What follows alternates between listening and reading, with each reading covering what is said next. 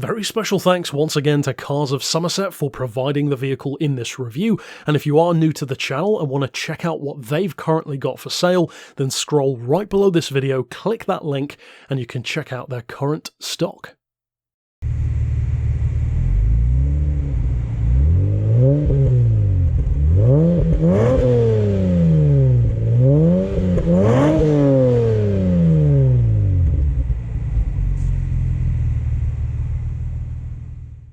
When it comes to the world of high-performance bargains, and I'm talking dirt cheap, bargain basement, 99p bin kind of stuff, very few come close to the bang for buck and visual wow factor which a number of MG models have. The ZR, the ZS, and the ZT are all very interesting potential alternatives to your Golf GTIs, Civic Type S, Type Rs, Accord Type Rs, and even something like a Jag, like the S-Type, in comparison to an MG ZT with a V8 engine. This one has a V6 engine, and of course the ZR has kind of a mini cult following in its own right as a British hot hatch. So the question arises, with all of that raw potential, so much potential in fact, why don't these cars keep really any of their value in most cases?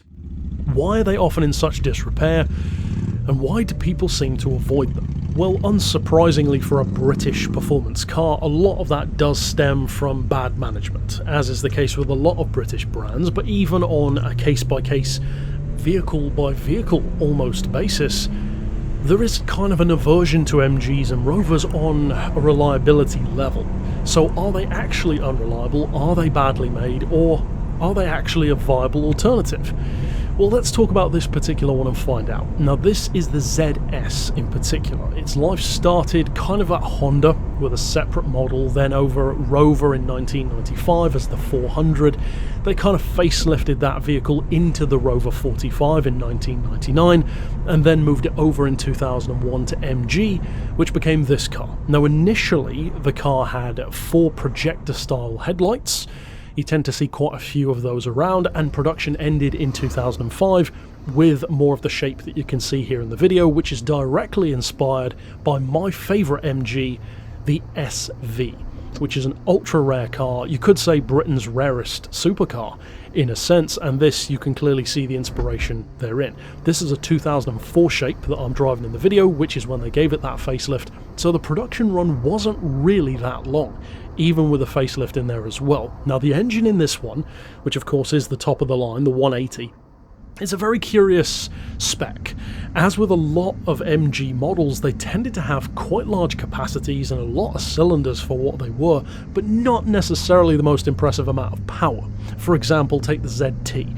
The top of the range ZTs have something like a 4.6, I believe it is, V8 engine similar to an SVT Mustang, but they only put out about 260 horses.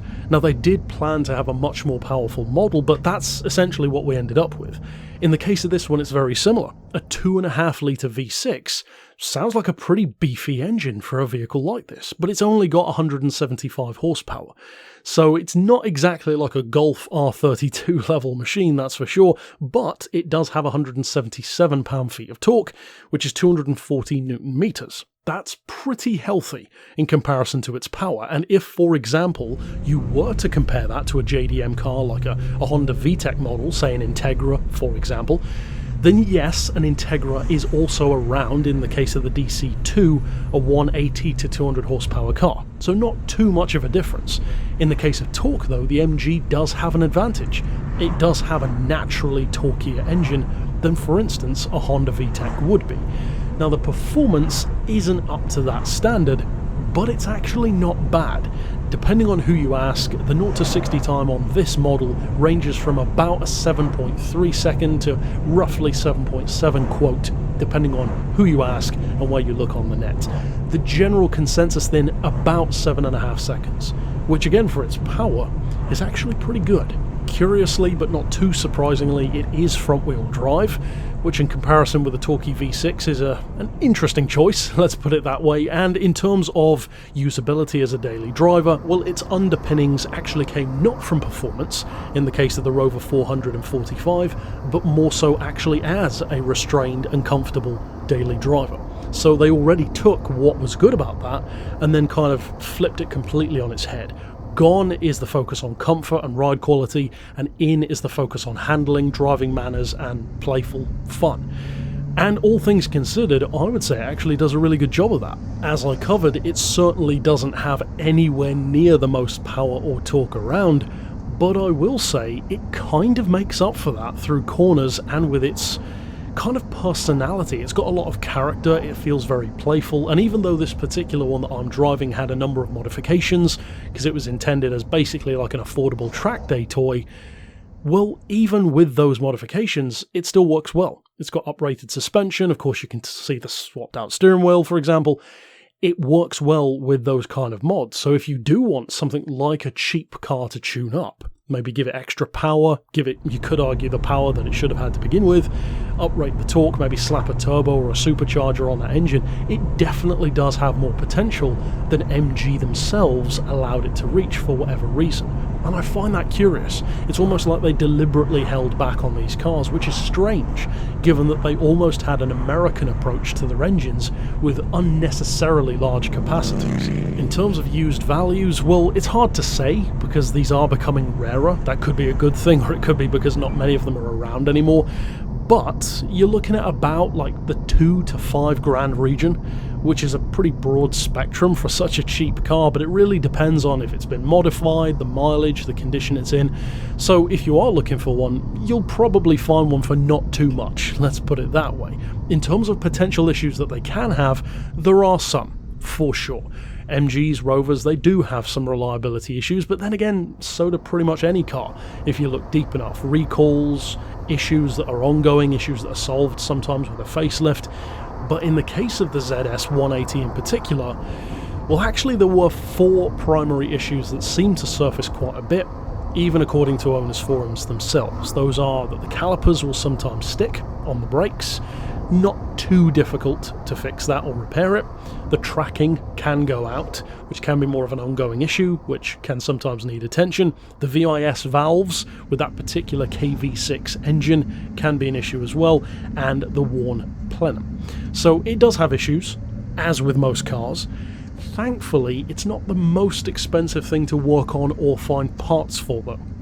And of course, if you can do your own work, if you are a mechanic yourself, that only gets even simpler and even cheaper if you do want to turn it into, for example, a stripped out track day toy or a tuner car, something to really unleash the potential of that engine. For example, just look at the Golf R32, which I reviewed on the channel. Already a fantastic car, but then the one which I took out was supercharged to 350 horsepower, sounded like a Maserati thanks to its exhaust, and was absolutely incredible. So good, in fact, that it actually momentarily made me think about getting one instead of my Jag XKR, a Jag which I incidentally already owned.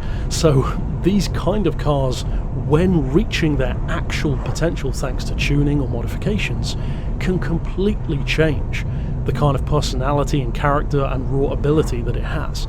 That to me is where this car can go from meh to magic. If you buy this car, leave it stock, and expect the best, you might be disappointed, because by today's standards it certainly isn't advanced in any particular way. But if you buy it in terms of it being a project, in terms of it reaching more potential, thanks to turbo, supercharging, lowering, stripping weight out, more powerful brakes, etc., well, I would say there's actually a ton of potential with a car like this. Dirt cheap prices, a very interesting choice of engine, pretty nice looks, I would say. I think they're pretty cool looking cars, these MG Sports models, and it really is just that MG image which seems to primarily cause the loss of used value. And even though that's bad from a seller's perspective, as a buyer, that could be pretty good.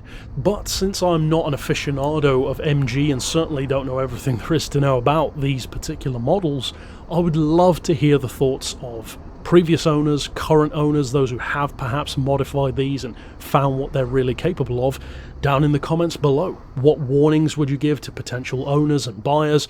And if you are a potential buyer or owner, check out those comments down below, because they might just help you out. That's kind of one of the points of these reviews. So if you are new to the channel, want to check out the other high performance bargains which I have reviewed, other buying guides, then of course do so, and stick around on the channel for more beards and cars reviews in future. But for now, as always, Thanks for watching.